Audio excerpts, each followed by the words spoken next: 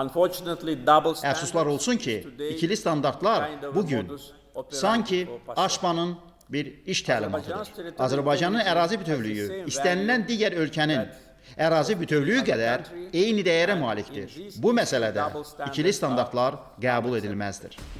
Qərəzli qətnamələr, saxta iddialar, yalan məlumatlar. Azərbaycan 44 günlük vətən müharibəsi və antiterror əməliyyatları ilə öz ərazi bütövlüyü və suverenliyini bərpa etdikdən sonra həm ayrı-ayrı dövlətlər, həm də bəzi qurumlar tərəfindən tənqid və təzyiqlərə məruz qaldı. Ölkəmizin qələbəsini həzm edə bilməyənlər bizə qarşı geniş miqyaslı kampaniyaya başladılar. Məsələn, elə Avropa Şurası Parlament Assambleyası.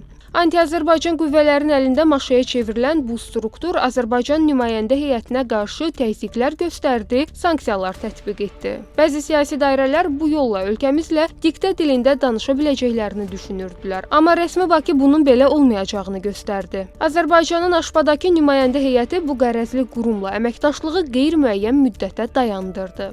Bir tərəfdən Aşpanın siyasi rəhbərliyi, o biri tərəfdən Avropa İttifaqının siyasi rəhbərliyi, Avropa İttifaqına daxil olan ayrı-ayrı ölkələrin liderləri sülh gündəliyinin vacibliyindən danışırlar. Digər tərəfdən həmən qurumların aparıcı təsisatları, institutları həmən bu sülh gündəliyinin əleyhinə çıxış edirlər.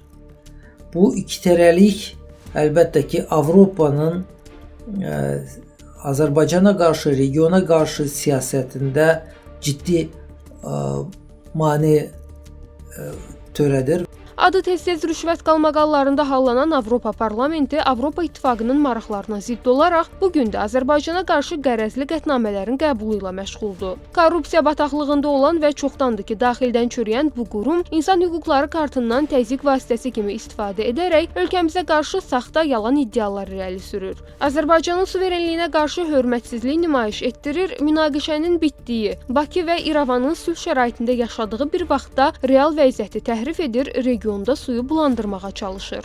Baxın, bu qətnamələrin mətnlərinə və tövsiyələrinə, bütün bu tövsiyələr, bu iddialar Avropa İttifaqının maraqlarına zərbə endirilir ilk növbədə. Niyə? Çünki bu tövsiyələrdə, bu qətnamələrdə açıq-aşkar göstərilir ki, Avropa İttifaqı Azərbaycanla münasibətlərini məhdudlaşdırmalıdır.